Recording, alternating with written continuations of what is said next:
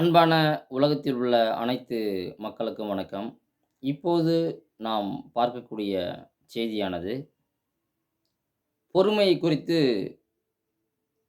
செய்தியை பார்ப்போம். பொறுமையை குறித்த செய்தி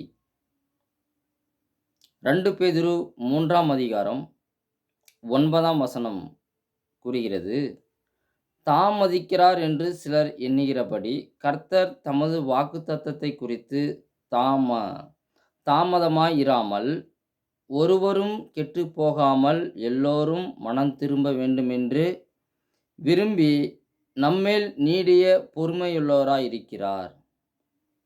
பாருங்கள், உலகத்தில் உள்ள அனைத்து மக்களுமே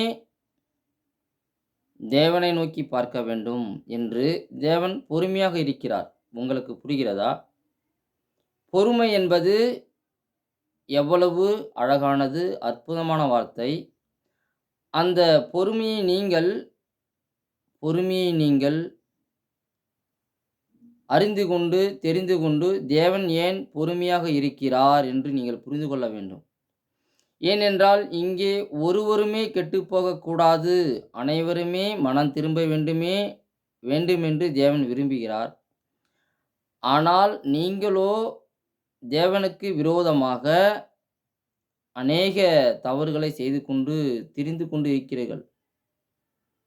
பொய் பேசுவது, ஏமாற்றுவது, பித்தலாட்டம் பண்ணுவது, மற்றவருடைய பொருள் மீது ஆசைப்படுவது, மற்றவருடைய நிலத்தின் மீது ஆசைப்படுவது, இப்படியான அநேக காரியங்கள் தேவனுக்கு விரோதமாக செய்து கொண்டிருக்கிறீர்கள். அதன் நிமித்தமே நீங்கள் ஒவ்வொருவரும் சாகிறீர்கள், செத்து கொண்டு இருக்கிறீர்கள். உங்களுக்கு புரிகிறதா?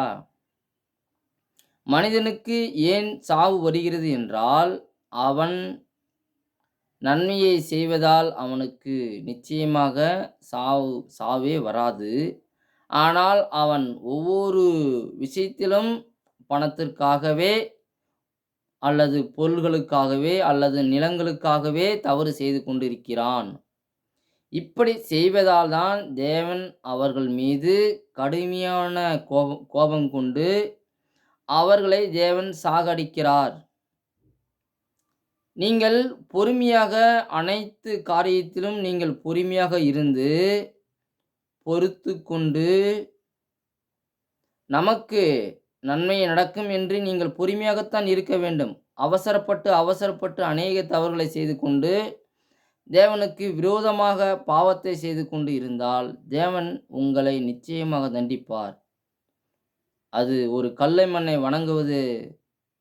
வணங்குவதிலிருந்தும் ஒரு போட்டோவை வணங்குவதிலிருந்தும் இது ஏனென்றால் இதை அனைத்துமே மனிதன் தான் படைக்கிறான். மனிதன் தான் உருவாக்குகிறான். ஒரு சிலையோ ஒரு போட்டோவையோ அவர்கள் தங்கள் வியாபாரத்துக்காக உருவாக்கி கொண்டிருக்கிறார்கள். அது அனைத்துமே வியாபாரம். நீங்கள் புரிந்து கொள்ளுங்கள் மக்களே, நல்ல முறையில் புரிந்து கொள்ள வேண்டும். ஏனென்றால் தேவன் உங்களுக்கு உண்மையை உரைத்து கூற சொல்கிறார். நான் உங்களிடம் இப்போதும் கூறுகிறேன், பொய் கூறவில்லை, உங்களை நான் ஏமாற்றவில்லை, கட்டுக்கதைகளை கூறவில்லை. கட்டுக்கதை கிடையாது, நிச்சயமாக கட்டுக்கதை கிடையாது. நிச்சயமாக நான் உங்களை ஏமாற்றவில்லை. நிச்சயமாக உங்களிடம் நான் பொய் கூறவில்லை. நீங்கள் உணர்ந்து கொள்ளுங்கள் மக்களே. தேவன் பொறுமையாக இருப்பதற்கு காரணம், உலகத்தில் உள்ள அனைத்து மக்களுமே தேவனை நோக்கி பார்க்க வேண்டும். தேவன் உண்மையுள்ளவர். நீங்கள் உணர்ந்து கொள்ளுங்கள். நிச்சயமாகவே நீங்கள் உணர்ந்து கொள்ள வேண்டும். நீங்கள் உணராமல் இன்னும் ஒரு தவறை தெரிந்தும் தவறு செய்து கொண்டிருந்தால் தேவன் உங்களை நிச்சயமாகவே மன்னிக்க மாட்டார். ஒரு தவறை தெரியாமல் செய்து கொண்டிருந்தால் தேவன் உங்களை மன்னித்து விடுவார். ஆனால் நீங்களோ என் வார்த்தைக்கு செவி சாய்க்காமல், அதாவது தேவனுடைய வார்த்தைக்கு நீங்கள் செவி சாய்க்காமல் இன்னும் அறிவில்லாத மக்களைப் போல் செயல்பட்டு கொண்டிருந்தால் எப்படி? நான் உங்களுக்கு சொல்வது புரிகிறதா? உணர்ந்து கொள்ளுங்கள்.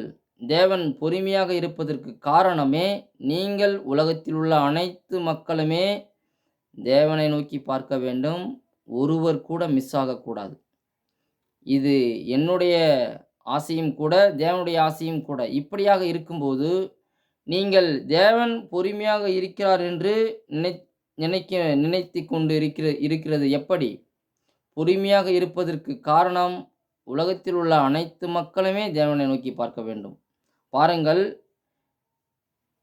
ஒருவரும் கெட்டுப் போகாமல் எல்லோரும் மனம் திரும்ப வேண்டுமென்று விரும்பி, தம் நம்மேல் நீடிய பொறுமையுள்ளவராயிருக்கிறார். இங்க யாருமே கெட்டுப் போகக்கூடாது. எல்லோரும் மனம் திரும்பணும். இங்கே மனம் திரும்புதல் என்பது ஒன்றுமில்லை. வானத்தையும், பூமியும், சூரியன், சந்திரன் அனைத்தையும் படைத்தது தேவன். ஆனால் தேவனை நாம் வணங்காமல், மனிதரால் உருவாக்கப்பட்ட கல்ல மண்ணையோ, ஒரு ஃபோட்டோவையோ உருவாக்கி அதையே வணங்கிக் கொண்டிருக்கிறோம். அவர்கள் அனைவருமே வியாபாரத்துக்காக செய்கிறார்கள். வியாபாரம், விற்பனை, பணம், பணம், பணம். ஒரு சிலையை ஒருவர் வடிக்கிறார் என்றால் அவருக்கு நீங்கள் பணம் தர வேண்டும். ஒரு ஃபோட்டோவை உருவாக்கி கொண்டு வடித்து அதற்கு பிரேம் போட்டு அவர் விற்கிறார். அதற்கு நீங்கள் பணம் கொடுத்தான வாங்கி கொண்டு வந்து வீட்டில் வைத்துக்கொண்டு அதை வணங்குகிறீர்கள். உங்களுக்கு விளங்குகிறதா? சிலையோ, ஃபோட்டோ எதுவாக இருந்தாலும் அது வியாபாரம். இந்த வியாபாரத்துக்காக அவர்கள் செய்கிறார்கள். நாமளோ தேவனுக்கு விரோதமாக பாவத்தை செய்து கொண்டிருக்கிறோம். உங்களுக்கு புரிகிறதா? மக்களே உணர்ந்து கொள்ளுங்கள். உலகத்தில் உள்ள அனைத்து மக்களும் உணர்ந்து கொள்ள வேண்டும். இது உண்மை. நான் பொய் கூறவில்லை உங்களிடம். நீங்கள் உணர்ந்து கொள்ளுங்கள். தயவு செய்து உணர்ந்து கொள்ளுங்கள். இப்படியாக தேவன் உங்களுக்கு உரைத்து கூற சொன்னார். நான் உங்களிடம் கூறிவிட்டேன். ஆனால் அநேக நபர்கள் இதை புரிந்து கொள்வதே அதாவது அறிவில்லாதவர்கள் எப்படி செயல்பட்டு கொண்டிருக்கிறார்களோ அப்படி செயல்பட்டு கொண்டிருந்தால் எப்படி? தயவு செய்து கொஞ்சம் புரிந்து கொள்ளுங்கள். நன்றி. வணக்கம்.